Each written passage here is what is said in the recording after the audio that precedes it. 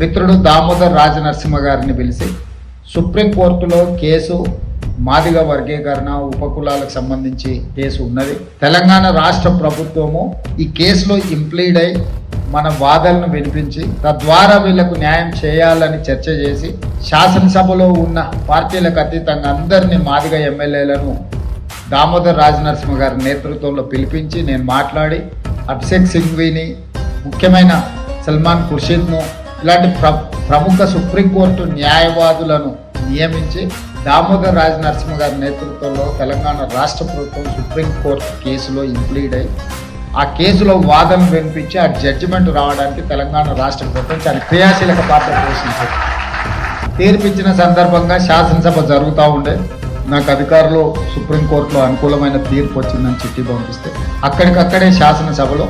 స్పష్టంగా సుప్రీంకోర్టు ఇచ్చిన తీర్పును తూచా తప్పకుండా తెలంగాణ రాష్ట్ర ప్రభుత్వం అమలు చేస్తుందని శాసనసభ వేదికగా నేను చెప్పడం జరిగింది.